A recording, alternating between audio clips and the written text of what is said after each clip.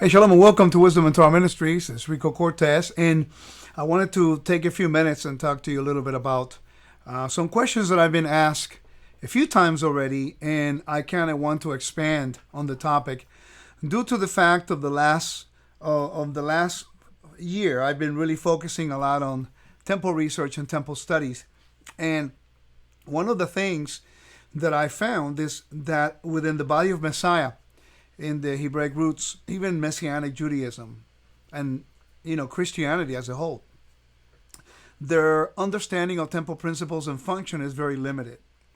We have built theologies based on the concepts of Christianity about whatever reason, whatever people talk about. It's like, let's talk about, theology and salvation, or a new priesthood, or so many different things that are creating so much chaos in the kingdom. Now, what I want to talk about is a question that I was asked today in an email, but I've been repeatedly people repeating the same question over and over and over, and I've noticed that it's coming from people who are recently entering the Hebraic roots, or they're listening to other teachers that do not focus on temple principles, and they really don't study the temple. They think they do, but they don't. They don't really research it. And what I wanted to do was show you verses where it talks about the presence of a temple in the future, and also the question that if the priests serving in the temple are not believers in Yeshua, that by default, then that service is an abomination to God. That's the question that I got today. And the person asking the question was wondering about the right answer, because that's the instruction that he got from a Messianic rabbi. Can you believe that? A Messianic rabbi saying that the temple will be, the sacrifices will be an affront to the work of Yeshua, and that the temple will be an abomination to God. How in the world can we come to that conclusion? Especially Torah people. They're out of the 613 commandments that have been rolled down. People argue whether they're valid or not. In the sense of numbering them. It's irrelevant to the conversation. Just for the sake of argument, the rabbis have taken it upon themselves to point out certain commandments, positive and negatives. 613. That's the number they come up with. And out of 613, there's 200. Out of 613 commandments in the Torah, 271 deals with the temple. 271.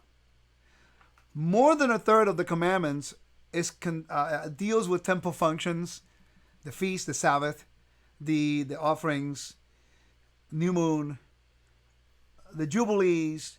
Everything deals with the temple. But yet, here we are, that the book of the book of Isaiah tells us from one Sabbath to the next, from one new moon to the other.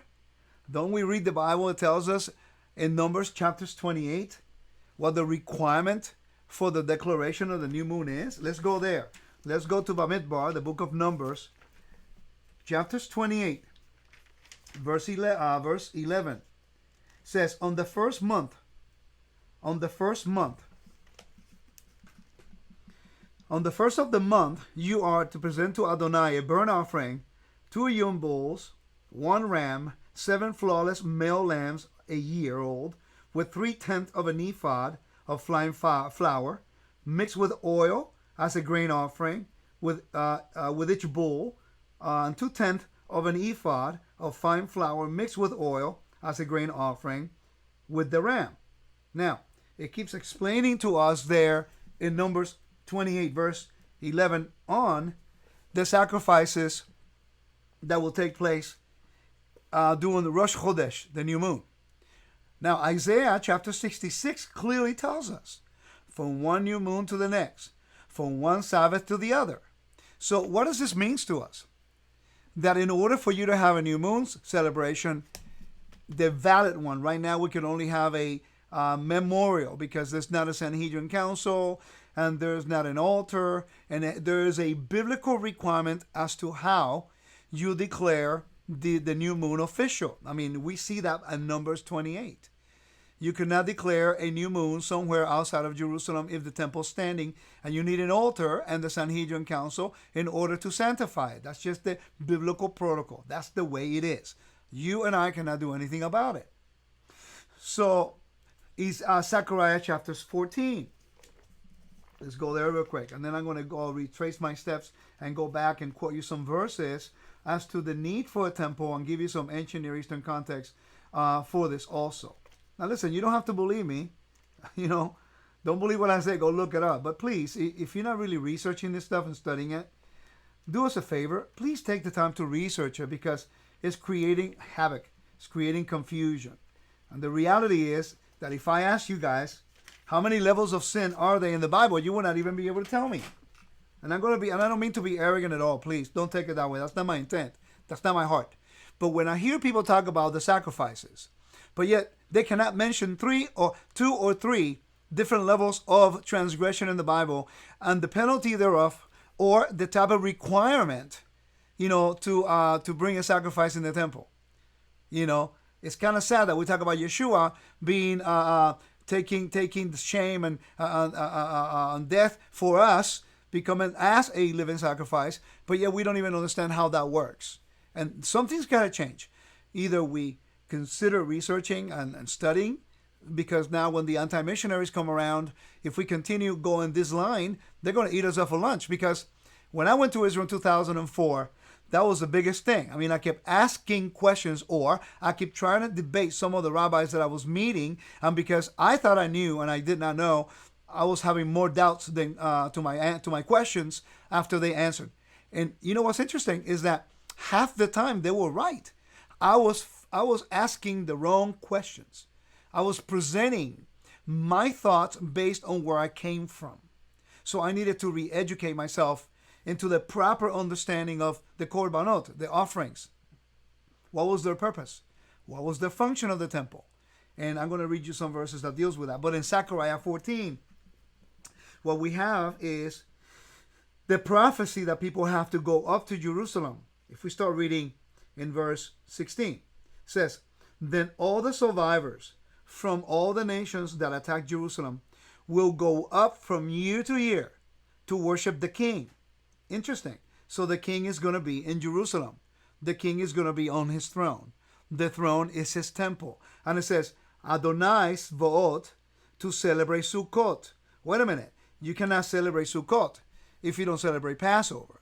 And Passover requires a korban pesach, a korban pesach, a lamb being sacrificed. And that will take place also in the millennial reign. That doesn't do away with Yeshua as a type of a korban pesach. That doesn't do away with anything like that, because they were keeping Passover for 40 straight years in Jerusalem after Yeshua died and resurrected. And yet, not once, ladies and gentlemen, go look it up, okay? Not once in the gospel narrative do we hear Yeshua ever, after the resurrection, for 40 straight days. I never see or read in the Gospels and in the book of Acts or any of the letters of Paul that Yeshua objected to the feast, to the Sabbath, to the temple, to the priests.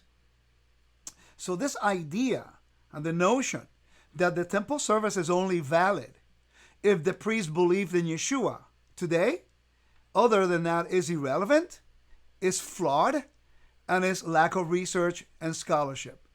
With all the respect, I say all that to you, because I've been doing the scholarship, and I've been doing the research for 20 years, and I still don't know.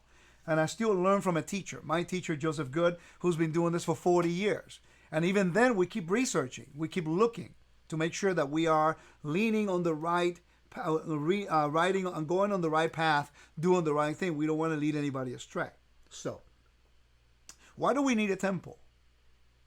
The garden, Genesis, is a temple text. You know that immediately when the Lord established creation, he rested. Rest on his temple. The temple is the earth. He rested. Why did he rest? Because in the ancient world, the word resting was an idiom for a king going into his most sacred chamber to rule and reign from there. So therefore, the earth become the temple of God, and he has a sacred space. That sacred space is the temple. That sacred space was the garden.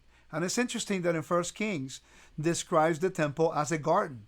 1 Kings tells us that the walls of the temple in the Holy and the Holy of Holies were designed as palm trees and fruit trees and flowers with cherubs in it. We know the inside of the temple looked like a garden. In the book of Revelation, we're going to go back to a temple. After the millennial reign, it will not have a temple. The Bible does not tell us at all anything about after the 7,000th year, after the 7,000th year. Why is that? Because the plan of God based on the 7-day rest, 7-day Sabbath, then you have the feast, 7 feasts, then you have all the stuff, or the high holidays, and then you have after the millennial reign, when the kingdom is given back to the Father. And then 1 Corinthians 15 says that Yeshua himself will submit under his Father. After the millennial reign, then we know the book of Revelation is telling us that the new Jerusalem will come down and God will dwell with us. That's the reason for the temple, because God desires to dwell with his people. That's really it. In the garden, he dwelled with Adam. He will walk in the garden in the cool of the day. He dwelled with Israel, Mount Sinai. That's why the tabernacle was told to be built.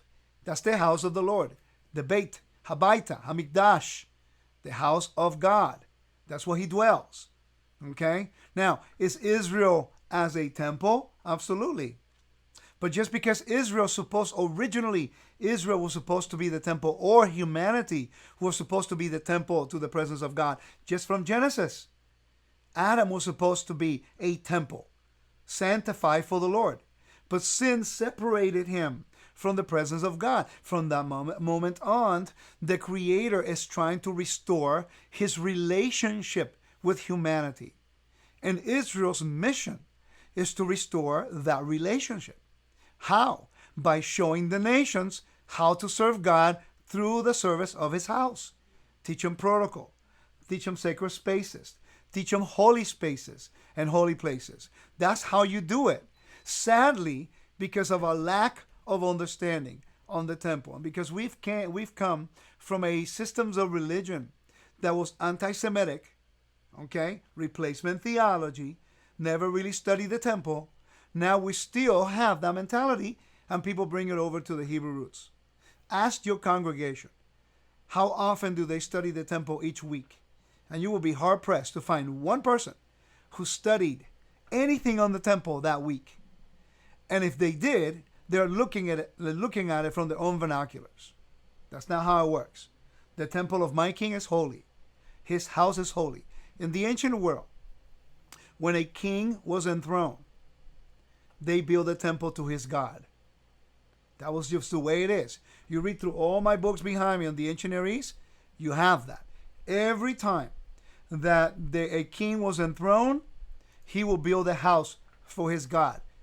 The Greeks practiced that. Mesopotamians practiced that. The Egyptians practiced that. Every time there was a new pharaoh, he raised a temple to his God. Okay? When David became king, he wanted to build a temple. Because in the ancient world, the religion and the politics was one. The kings were the representation of that God on the earth. King David was a representation and the image of God on the earth. Adam was supposed to be an image of God on the earth. King Saul never wanted to build a temple to the Lord. Did he find favor in God? No. After that, he was looking, asking for divination, and did everything possible to usurp the duties of the priesthood, like doing his own sacrifices. Got him in trouble with Samuel. He never really obeyed. So this is really important topic that we have to cover, because if not, we're going to make a lot of mistakes. And right now, within the Hebrew observant community, Hebraic, understanding community, there's a lot of bad teaching about the temple. And I hope that, you know what's really interesting? It's amazing how many enemies you can find just because we want to teach about the house of God. It's incredible to me. We're supposed to be Israel, looking to restore not only the commandments, and I remind you, out of the 613 commands, 271 deal with the temple itself. So how can you tell me you're Torah observant and you follow the Torah when you refuse to observe the temple or to learn about the temple when more than a third of the commandments deal with the temple? It only goes to show us how much we still need to learn. And instead of learning and searching for those who know a little bit about it, we continue to do according to the imagination of our own hearts. And let me tell you why that is. In Israel, when there's no leadership, everyone does according to the imagination of their own hearts. Look at the judges. And the time of the judges, after Joshua, you know what happened? Everybody did according to the imagination of their own hearts. When Judah came back from Persia, from Babylon, who was the number one people objecting to the temple? Ephraimites. The Ephraimites in the Bible, Sanballat and some of the other people there, were becoming a stumbling block for Ezra, Nehemiah, Malachi, and those people to finish the temple. It was the Ephraimites, okay, that objected to the restoration of the house of God. Okay? And it's the same problem. You know why? Because the Ephraimites in the Bible, when Ezra came back with these people from Persia and from Babylon, they wanted to help them to build it. Because according to the laws of purity, Tumah, laws of holiness, Kedusha, they were not allowed to help because they were a mixed race. They were mixed. They were a mixture with Assyrian. They were part of Israel, but they were already mixed with the Assyrian people and people from the nations. So according to the laws of the Torah, only certain people can work in the temple. This is why in the book of Nehemiah, you see that it was the priests who built the walls. Why? Because the city is holy. Because the city is holy, the priests are the one who have the legal right to touch all the holy things. And because of that, now they send the letter, the Ephraimites send the letter out to the king of Persia, and he stopped the construction. Almost 20 years, only the altar was working until Nehemiah came in and finished the whole structure. Some little history to understand. Yeshua rebuilding the temple. By the way, Yeshua cannot build the temple himself. Okay? Herod never built the temple himself. Solomon never built the temple himself. Moses never built the temple himself. There were the leaders in whose authority was given to make sure that the construction plans were taking place, that was done correctly. Josephus tells us that there were over 11,000 priests that were taught masonry in order for them to finish the structure within the priestly area. The Levites could not work in that area. Only the priests. It took them 1.5 years, according to the testimony that we have, because of the laws of holiness. So Yeshua, when people say, well, he needs to build a temple. No, he's going to be the king on the earth whose authority is going to sanction the construction of the temple, and he's going to bring the resources in order for that to take place in the millennial reign. Because he is reestablishing the authority of God on the earth. That's his purpose, to restore the name of God. He said it. Let's go to John chapter 18. What was the true purpose of Yeshua? He told us. He said, when Yeshua had said these things, he went up from his disciples across the Kidron Valley, where there was a garden. He and his disciples, got the wrong one. It's chapter 17.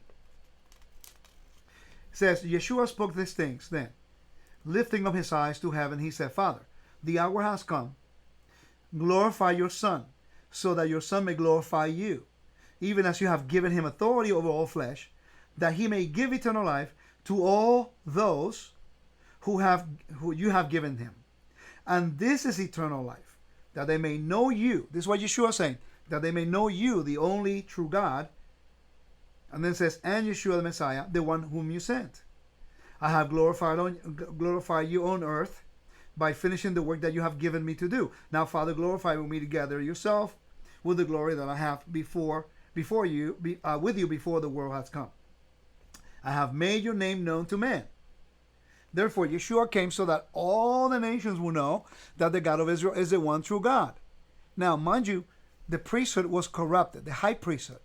the house of Ananias. They were controlling the priesthood, not the regular priests. The high priestly family at that time was corrupted. They usurped the authority during the time of the Maccabees, and there they began to have the Hasmonean family, that they were a priestly family who became kings. But they usurped the authority. In other words, let's say that I am a son of Aaron, and that I am supposed to be the next one to become in line for the high priesthood, right? Well, the house of these families, they're also descendants of Aaron through the other sons. And they have their family. Well, they paid the Romans in order for the Romans to hire them to become the high priest, doing away with the proper heir and putting them in place. So although the Ananias and all these guys in the first century were sons of Aaron, but they were usurping the authority. They cut in line. Okay? Now, the office is holy. The office is holy. But the people officiating were not doing things according to the office and the responsibility of the office. And that's really the whole issue. So we need to know these things in order for us to have a more balanced understanding. When Yeshua entered the temple, and he was talking to them about turning over the tables because of the corruption. The priesthood is supposed to facilitate the nation to come near the Lord as mediators. The priesthood at that time, the one that usurped the authority, they were gaining money. They were profiting themselves from the people, which goes against the Torah. That's not the job of the priest. The job of the priest is to work, mediate, facilitate, benefactors, teach the Torah, separate holy and profane, clean and unclean. And the commitment of the Lord is that Israel will bring their offerings, their tithe, and their first fruits, and that will provide for all the Levites and the priestly family. So that's really the main issue in the first century. But many people, they don't even know the genealogy of Ananias. And that's sad, because now here we have an opinion on an area that really are not understanding. And that's not really fair, and that's not the just thing to do. All right, so Zechariah tells us that they have to go up to Sukkot. You cannot keep Sukkot unless you keep Passover. That's how it goes. You cannot keep Sukkot unless you know when is the new moon, or Rosh Chodesh, of Yom Teruah, or Rosh Hashanah. And why is the counting of the year and the counting of the head of the year so important? Because Messiah will come in a jubilee year. And you declare the jubilee official on Yom Kippur, which has to be counted from Yom Teruah. So if you don't go to the temple established, and you don't go to the temple to actually have the witnesses and the Sanhedrin declaring that new moon official, so that you can celebrate the Rosh Chodesh of Yom Teruah, then you're not going to have a Yom Kippur. Then you're not going to be able to know when is the jubilee going to be declared. We need the temple for a lot of functions. All right? All right, so to whom the Lord give authority to build? Let's go to Exodus, chapters 25. Exodus 25.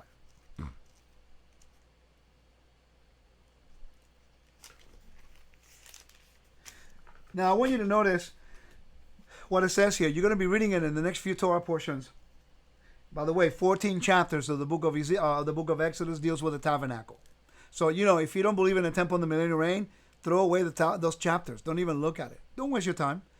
You just eliminated the house of God and the holy space of the Lord, the throne of the Lord on the earth. It's okay to study, but Yeshua came and died and resurrected, and he threw all that out the window. Where in the world does it say that anywhere? There's nowhere in the New Testament that says that.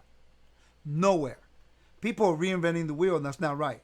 That's changing Scripture. Oh, we can add or change on the Bible, but do away. God doesn't change. He's the same yesterday, today, and forever. But the temple's not going to be here. And now people are saying that the book of Ezekiel is actually incorrect. Well, of course, you do away with the temple, you got to do away with Ezekiel. So that's what they're doing, minimizing the Bible to establish their theology. That's crazy. All right, so the Lord speaks. Adonai spoke to Moses saying, he gave a command to build. Moses, he told him, I want you to build me something.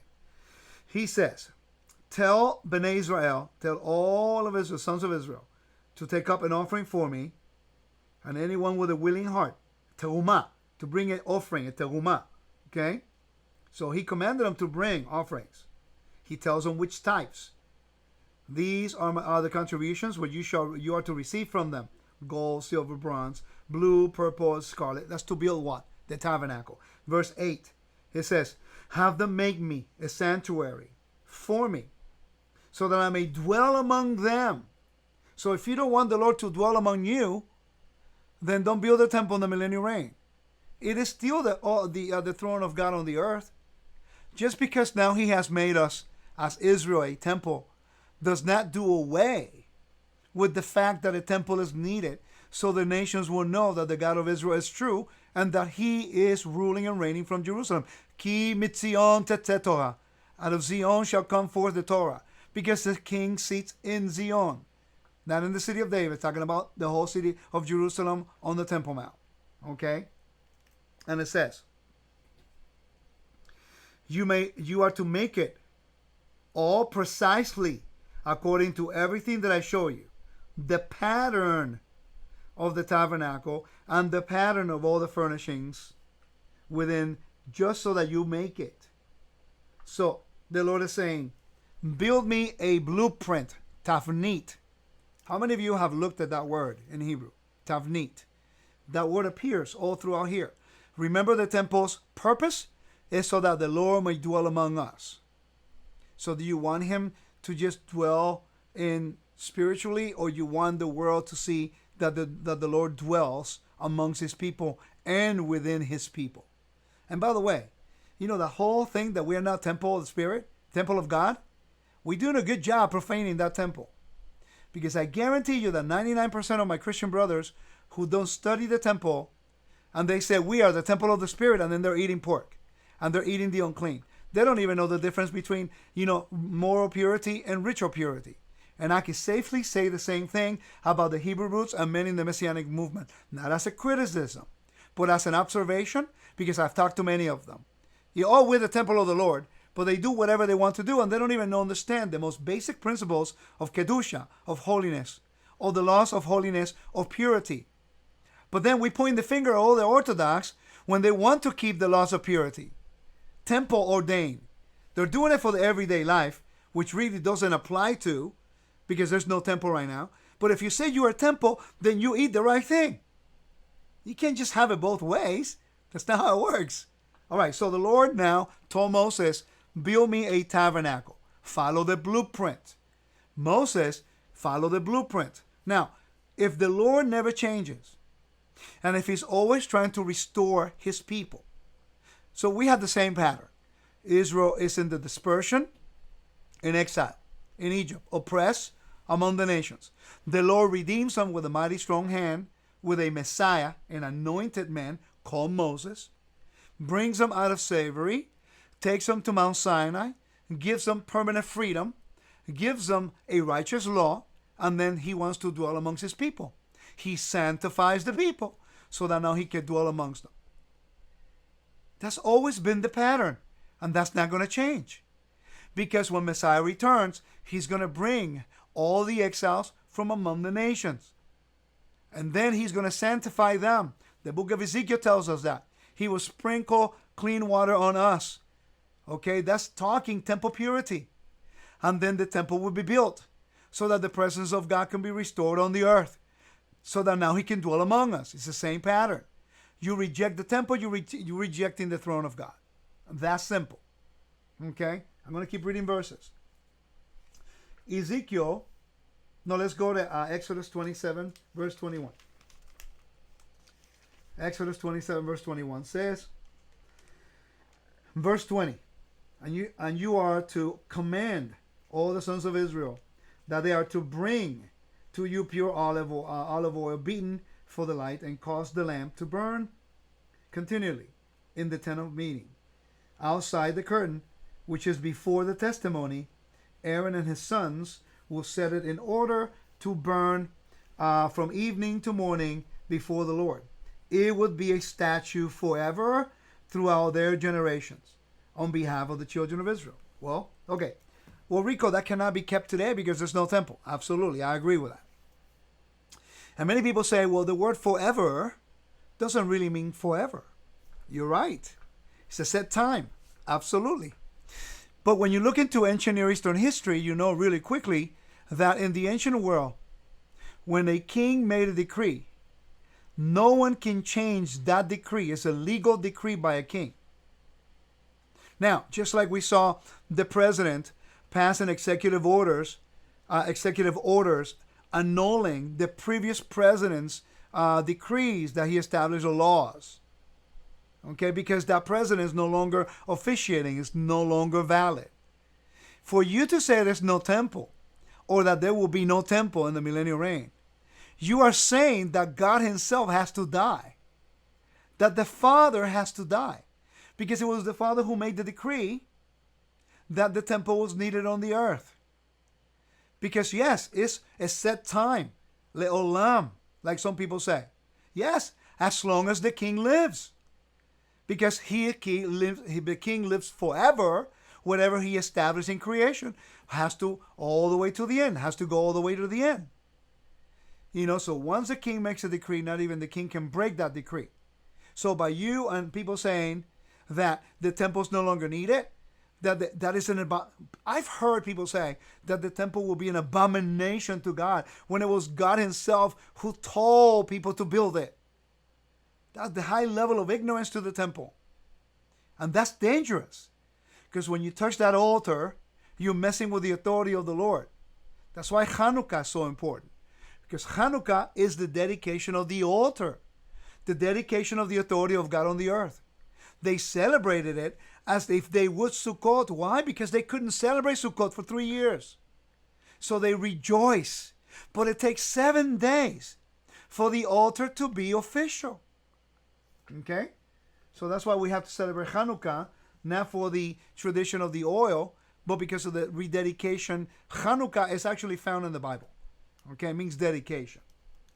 All right. Let's go to Ezekiel. Ezekiel 43. Let's read there. Ezekiel 43, verse 4, and I'm going to read the whole thing.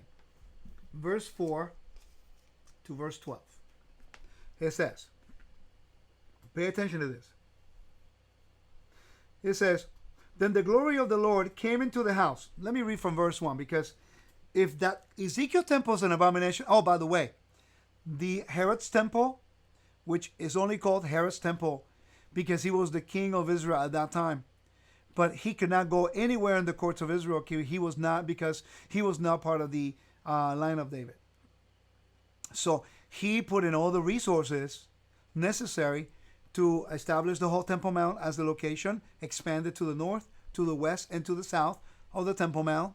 And he paid so that people will be able to finish the temple. It's called Herod's temple because he was the one in power. It's called Solomon's temple because he was the one in power. It's called Ezekiel's temple because he's the prophet that God used.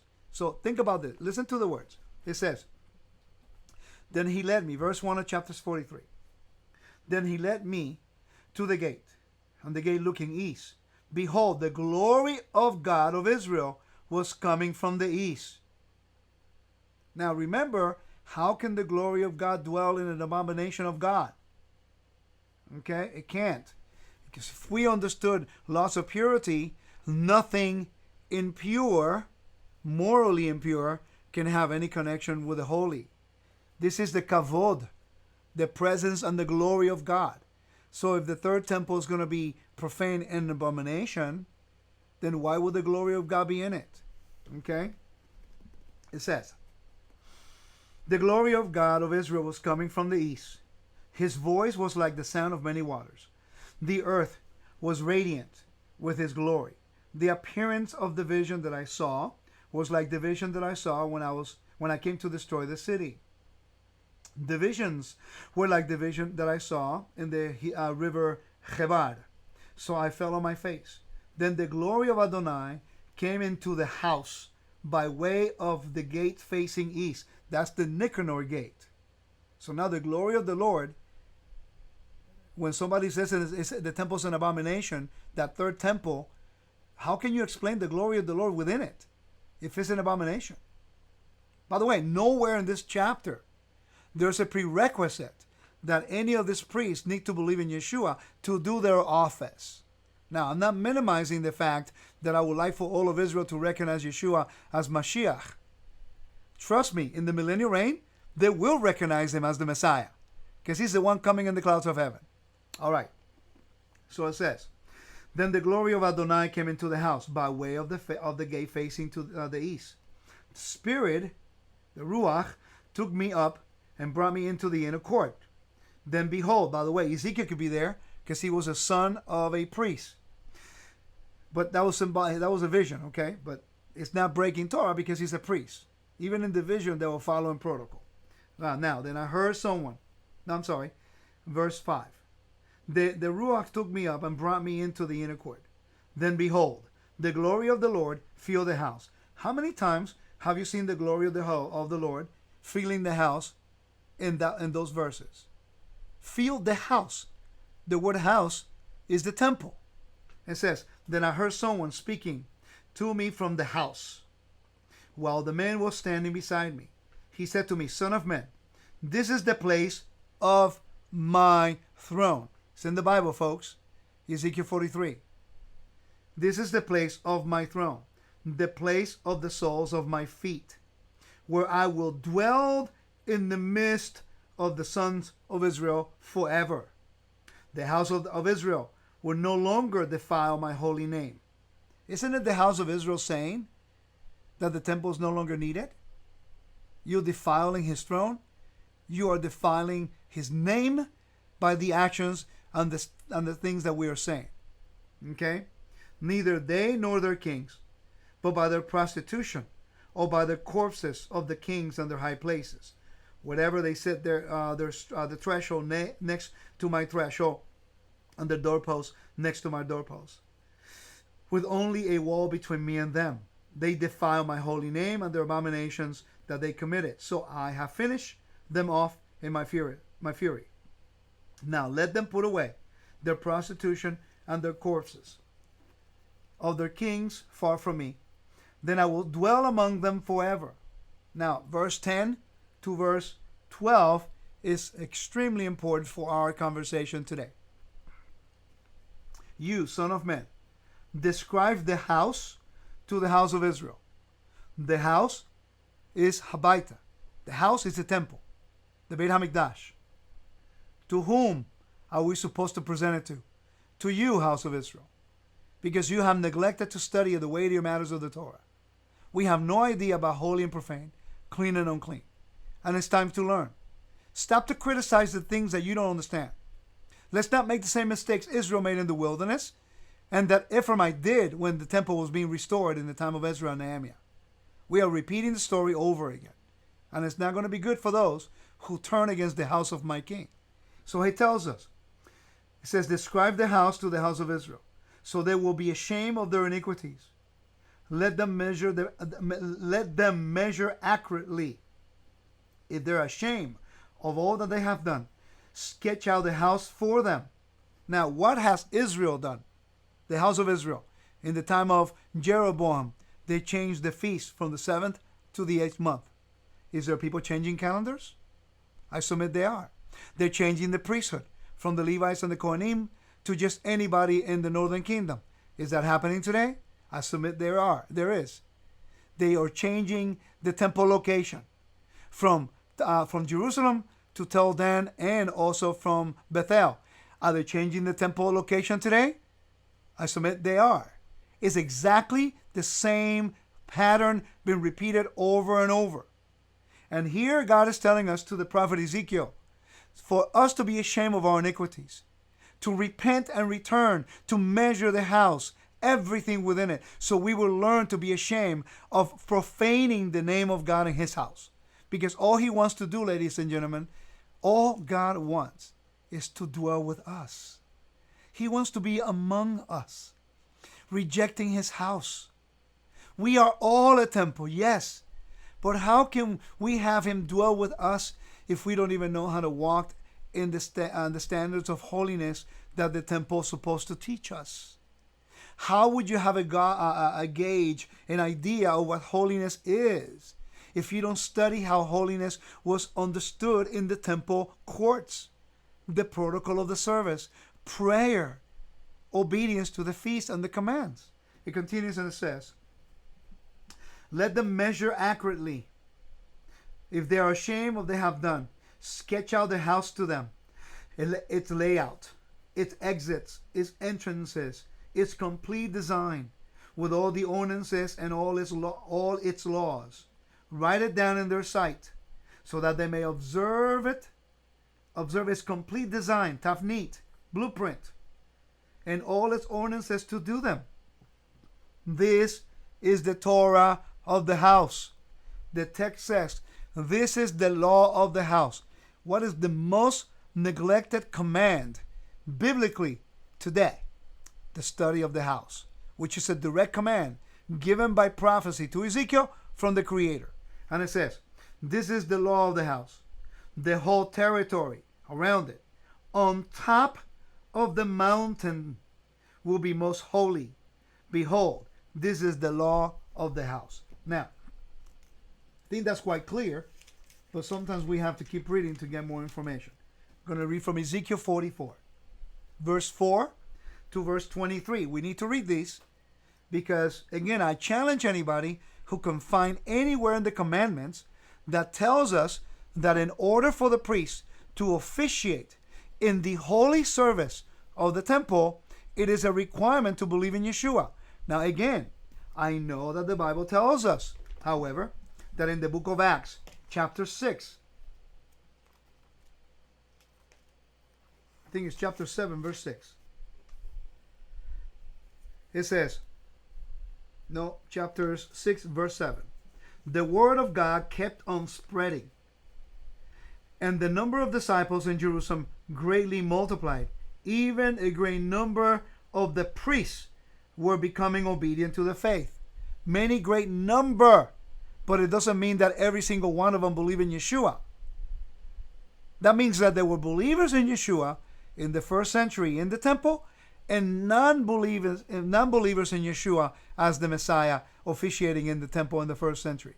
And the offerings of the people were still being accepted. You have the Olah, Mincha, Shelamin, Asham, Chata'at. You have different levels of offerings, even more. There's a few more. Within each one, there are different ways of presenting it, different type of animals. And by the way, the Mincha is not a blood offering. The Olah is not for sin. The Chata'at offering, there are different definitions of sin. Why? Because sin can also mean, if you understand the command, purification. Like a woman who gave birth, who can go in the temple because she shed blood in her birthing process. She needs to bring a sin sacrifice in the translation, but it's a purification. In other words, she needs to be purified in order to be in the temple because it's high level of holiness, and it's about life. It's not about death. So, Ezekiel 44, verse 4. Then he brought me by way of the north gate to the front of the house. Again, the word house means temple. I looked, and behold, the glory of the Lord, the glory of God, filled the house of Adonai. Now watch this. The glory of God filled the house. I don't understand. If that's an abomination as a house, then why would the glory of God be somewhere where it's an abomination by him? All right? It says, Adonai said to me, Son of man, set your heart, behold with your eyes, and hear with your ears all that I say to you concerning all the ordinances of the Lord's house and all its laws. Set your heart to the entrance of the house with all the exits of the sanctuary. Say to the rebellious, the house of Israel, thus says Adonai Elohim, enough of your abominations, house of Israel. You brought in foreigners, uncircumcised in heart and uncircumcised in flesh, to be in my sanctuary, to profane it. My house, when you offer my bread, the fat, and the blood, they have broken my covenant to add to all your abominations. You have not kept charge of my holy things, but you have set keepers of my service in my sanctuary to please yourselves. Thus says Adonai Elohim, no foreigner, uncircumcised in heart, and uncircumcised in flesh, may enter my sanctuary, nor any foreigner who is among the children of Israel. For the Levites who went far from me, when Israel went astray after their idols, will bear their iniquity. Yet they will be ministers in my sanctuary, overseers of the gates of the house, and ministering in the house. They will slaughter the burnt offerings and the sacrifice for the people. They will stand before them to minister to them, because they ministered to them before their idols, and became a stumbling block of iniquity to the house of Israel. Therefore, I have lifted up, this is important, therefore, I have lifted up my hand against them. That means that God made an oath against them. Okay? That's important. And it says, it is a declaration of Adonai. Make a decree. They will bear their iniquity. They will not come near me to minister to me as priests, nor come near to any of my holy things, to the things that are most holy. They will bear their shame and their abominations, which they have committed. Yet I will appoint them to keep charge of the house, for all the service, and for all that will be done in it. So the Levitical priests, now listen, this is important. It's a heresy going around saying that the sons of Zadok are not Levites, but they're Melchizedek. And that's complete. That's not what the text says, ladies and gentlemen. It said, yet I will appoint them to keep charge of the house for all its services and for all that we have done in it. So the Levite priests, the sons of Zadok, who kept the charge of my sanctuary, when the sons of Israel wandered from me, will draw near to me and minister to me. They will, the sons of Zadok are the sons of Eleazar through Pinchas. Okay? So they're sons of Aaron. Now you have Gershon, Kohat, Merari. Okay, you have Levi, and you have his three sons. Kohat gave birth to a few sons and Amram. Amram gave birth to Moses, Aaron, and Miriam. And out of Amram's family, Moses, Aaron, and Miriam, you have Aaron, who are the father of all the sons of Zadok. That means that all the priests are Levites, but not all the Levites are priests. This is important, okay? So it's talking about a particular family being the priestly family, but that doesn't mean that the other Levites are not going to officiate, okay? So how do you explain the glory of God in his temple in the millennial reign if that temple is an abomination? It makes no sense, okay? And it says, they will stand before me to offer me the fat and the blood. It is a declaration of the Lord. So if you say there will not be sacrifices in the millennial reign, you basically call God a liar because he made a decree. Okay? Clearly, we do not understand the function of the korbanot, or the offerings. They are ones who will enter my sanctuary and draw near to me, to minister to me, the sons of Zadok. They will keep my charge. It will be that when they enter in at the gates of the inner court, they will be clothed in linen garments. No wool will come on them while they minister in the gates of the inner court. Now, that's an important piece of information, because in the inner court, only the sons of Aaron can be in there. Only the priests. Okay, the Levites from the other families could not go into that area. So this is biblically correct according to Leviticus and the book of Numbers and also book of Exodus. And it says, no wool will come on them, and they will minister in the gates of the inner courts within. They will have linen turbans upon their heads, and linen undercloth upon their loins. They will not wear anything that causes sweat before they go out. Let me move on here. I want to get somewhere here real quick. They will, verse 20. They must shave their heads They must not shave their heads, nor let their locks grow long, talking about the hair, because it was a sign of mourning, and the temple is not a temple of death, but a temple of life. So the priests have to cut their hair every 30 days. Okay? No more than that. It says he must carefully trim the hair of the head. No priest may drink wine before entering in the inner court. None may take a widow or a divorced woman as his wife. They must take virgins of the offsprings of the house of Israel, or a widow who is the widow of a priest. They will teach my people the difference between holy and common, and explain to them the difference between clean and unclean. In matters of lawsuits, they will stand to judge, and judge in accordance to my ordinances. That's the Sanhedrin Council. They will keep my laws and my statutes in all my set feasts, and keep my Sabbaths holy. They must not come near that person to defile themselves. Only for father, mother, son, daughter, brother, or sister. Okay? Verse 26. After he is cleansed, he will count 7 days for him.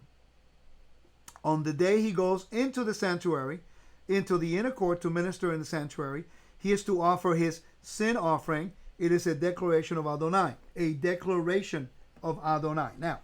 Now that we read those two verses, we learn a lot there. The glory of the Lord is in the house. They are called to do a job that very few people in the Hebrew Roots movement is doing. We need to demand of our leaders to learn to teach us how to separate holy and profane, clean and unclean. That's supposed to be the mandate. We are a temple? Are we all priests? When somebody tells me I am a priest in the order of Melchizedek, and they're not teaching you the difference between holy and profane, clean and unclean, they're not doing their job. They're not walking or behaving like a priest, because the Melchizedek priest is only official for Yeshua to officiate in. Nowhere in the New Testament, anywhere, does it say that you and I are priests in the order of Melchizedek. Yeshua is my high priest in that order, okay? In the heavenly tabernacle, but not on the earth. Hebrews chapters 8 verse 4 clearly tells us that if Yeshua was on earth, he would not be a priest, because there was already priest according to the law. Where do we find that? Let's go to Numbers chapters 18. I'm taking a little extra time, guys, because I think this is very important, okay? And people ask me all the time, how come I don't teach more, whatever. I do things on my website, but I'm doing this on, in the public arena, because I think it's important that people hear it, and for you to share it. You don't have to agree with me. I don't really care if you agree or not. I don't want you to agree with me. Let's see what Scripture says in context. Let's agree with God. That's really what matters, okay? It's not what I think. It's what the Word says. We cannot have it both ways. We can just have all of this, what do you call it? You focus on certain things, and you make that dogmatic. Some things are not even found in the Bible, but yet whatever is found in Scripture, we don't want to follow that. We cannot use all the books, extra biblical books, to disregard the Bible, guys. That's not how it works. All right? All right. Numbers 18, verse 1 through 7. Adonai say to Aaron, you and your sons and the house of your father with you will bear the iniquity of the sanctuary. You and your sons will bear the guilt of your priesthood. Bring with you your brothers, the tribe of Levi, the tribe of your father, so that they may join you and assist you, both you and your sons with you, before the tent of the testimony. They are to perform their duties for you, and for all the matters related to the tent. They must not approach, the Levites, they must not approach the implements of the sanctuary or the altar.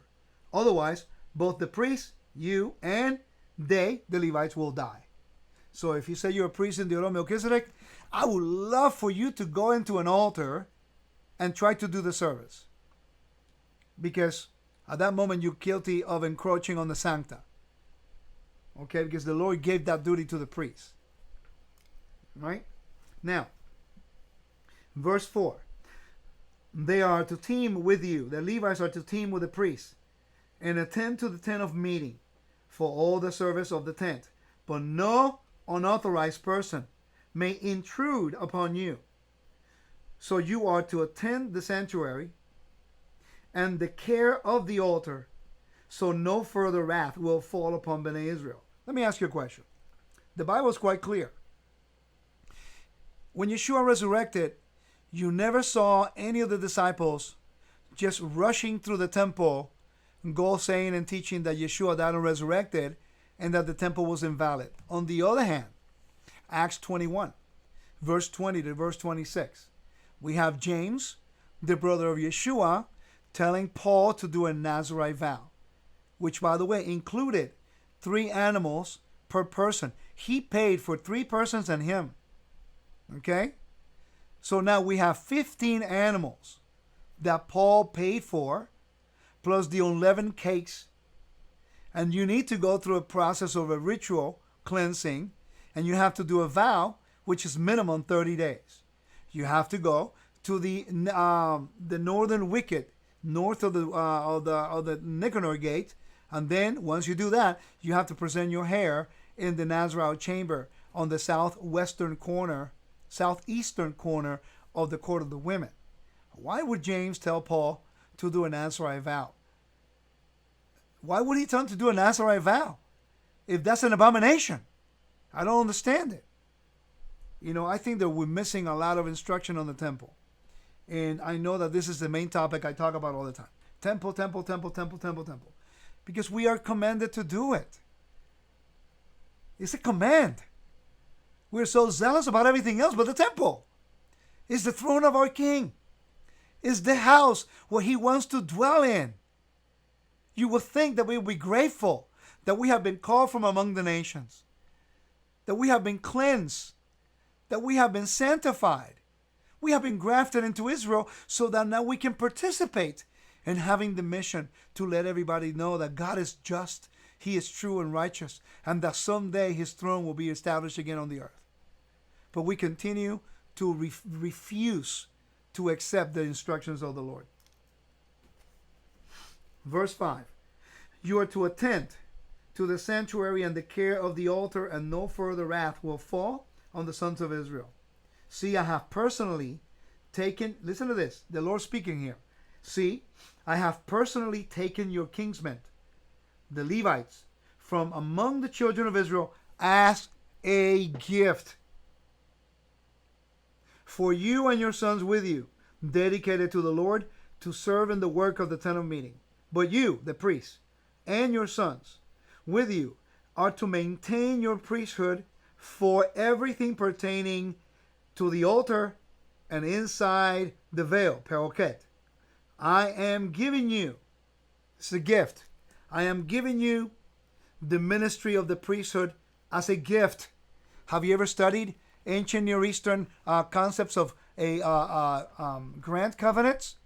When a king gave a grant, like he did David, he gave David the kingship forever. Anyone challenges David's kingship, you are challenging God, because he's the one who gave the gift. He gave the gift of the priesthood to the sons of Aaron forever. It's a gift. It's called a grant. When the government gives you a grant, you don't have to pay it back. It's a gift to help you. These people are a gift. The Lord gave us a gift to minister on our behalf. If you speak against them, their office and their service, you're not speaking against them directly. You are speaking against the one who gave the gift. To call the temple of my King an abomination? Are you serious? Please take the time to learn these principles. And that's why I had to do the video. Once I keep hearing this over and over and over amongst Torah people, we need to bring a correction. Listen, 99% of the Christian brothers, they've never really studied the temple.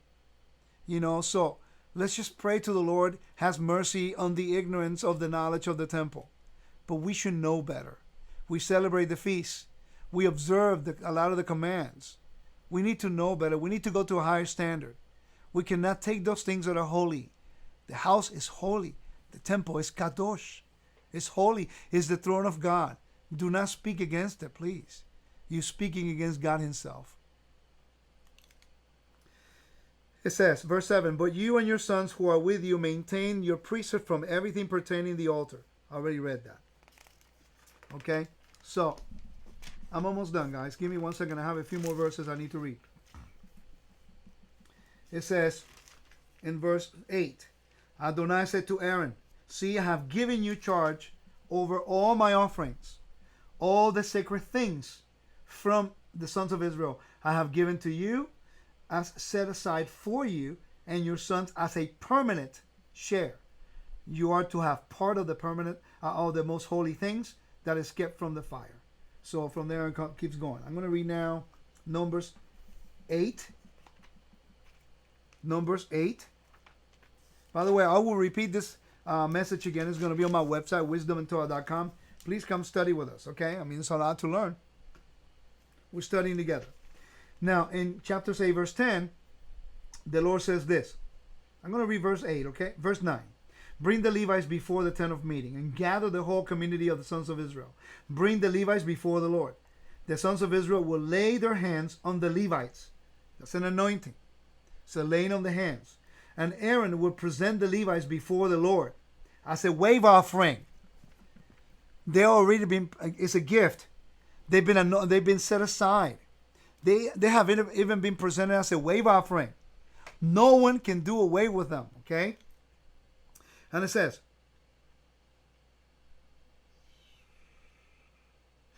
in verse 11, and Aaron will present the Levites before the Lord as a wave offering from the sons of Israel. Then they may go about the work of the service of Adonai. The Levites are to lay their hands on the heads of the bulls. Use one for a sin offering and the other as a burnt offering to Adonai, to make atonement for the Levites. Have the Levites stand before Aaron and his sons and present them as a wave offering to the Lord. In this way, you are to set apart the Levites from the sons of Israel to be mine. To be mine. That is the laws of adoption. Anytime you see that expression, mine, means adoption. Okay? I'm going to read now I'm going to keep reading that. It says, verse 15, and you have purified them and present them as a wave offering. The Levites will come to do their work at the tent of meeting. For they are the ones from among the children of Israel given to me in place of all the first from the wombs of the sons of Israel. I have taken them for myself. For every firstborn among the sons of Israel is mine, whether human or animal. On that day I struck down the firstborn of the land of Egypt. I sanctify them for myself. So I am taking the Levites in place of the firstborn of the sons of Israel. I am giving the Levites as a gift to Aaron and his sons from among the children of Israel to do the work on behalf of the sons of Israel in the tent of meeting. So, and it says, the purpose is to do the work instead of the sons of Israel in the tent of meeting and to make atonement for them, so that there will be no more plague among them for coming too close to the sanctuary. So the duty of the priesthood is to keep people from dying. Okay? Right. Let me read Haggai. Last verses I'll read right now. I think I've shown you enough verses to talk about the legality of the temple and the priesthood. Please consider these things. And if you don't agree with me, that's okay. But please do your research and keep doing studies. And if you want, I'll share some of the resources I have. And I know some of you may not agree with me no matter. I think even if God comes down himself, you will not agree with me. You know, it's really crazy. I mean, it's gotten to the point that I do not understand why God has not just zapped us out. We keep doing everything Israel did. Oh, we grafted into Israel. We're dysfunctional, just like Israel. We grafted into Israel. We don't even want the holy things the way God wants them. We want to do it according to their own way. You know? And I'm just grateful for God's mercy. It's eternal. I don't know why he is like that, but I'm grateful. So I'm going to read here. Haggai, chapters 1 through 15. Okay? A call to build the house of the Lord. It says, in the second year of King Darius, in the 6th month, in the first day of the month, the word of Adonai came through Haggai, the prophet, to Zerubbabel, son of Shealtiel, governor of Judah. and to Joshua the son of Zadok, Kohen Gadol, the high priest. Thus says Adonai Sevaot, these people say the time has not come, the time for the house of the Lord to be rebuilt. So he told Moses to build one. He gave the plans to David to build one. Solomon built one. And now Haggai prophesied on behalf of the Lord for them to build the temple. And Ezekiel was prophesied on behalf of the Lord for Mashiach to build it there in the millennial reign.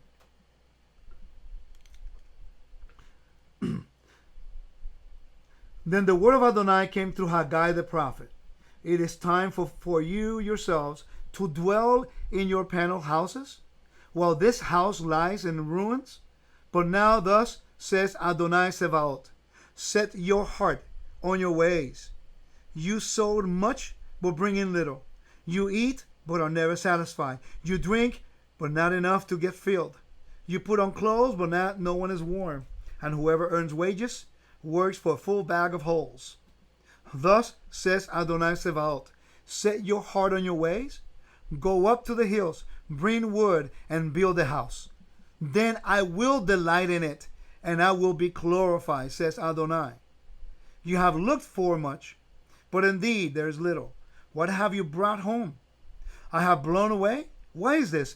Is a declaration of Adonai Sevaot? Because my house lies in ruins, while you are running each to your own houses. Therefore, because of you, the sky has withheld dew, and the earth has withheld its yield. For I have called for drought on the land, the hills and the grain of a new wine and oil, and what the ground brings forth, on mankind and the beast, as well as all labors of hands. Then Zerubbabel, the son of Shealtiel, and Joshua, son of Jehozadak, the high priest, and all the remnant of all people, heeded the voice of the Lord their God, and the words of Haggai the prophet, since Adonai their God has sent him. So the people revered Adonai. Interesting. They revered the Lord because they listened to the prophet and they wanted to build a temple. And we've been grafted into the kingdom to now call the throne of God an abomination.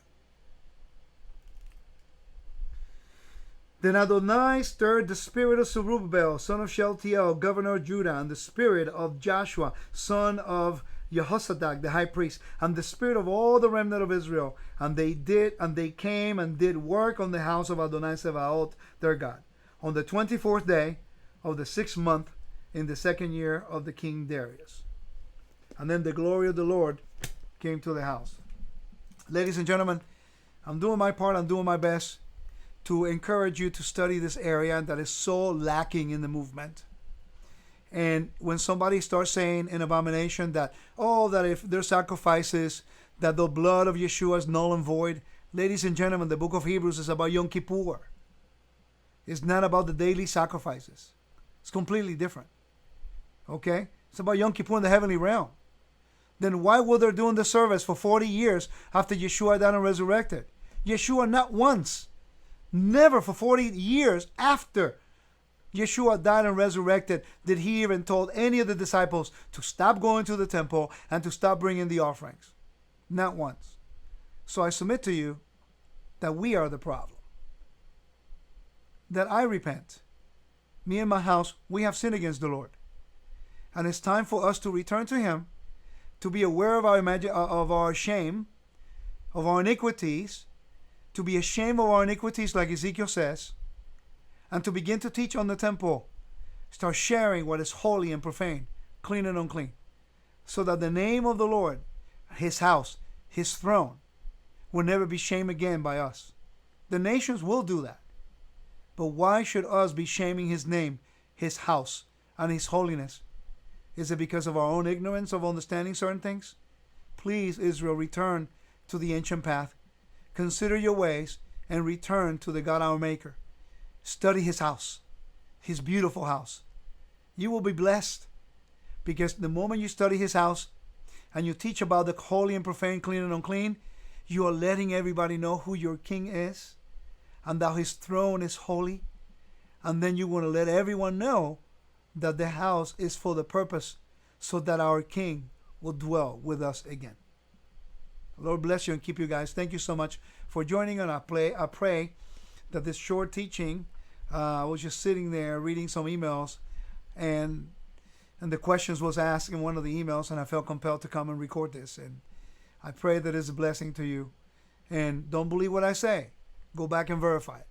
For what purpose?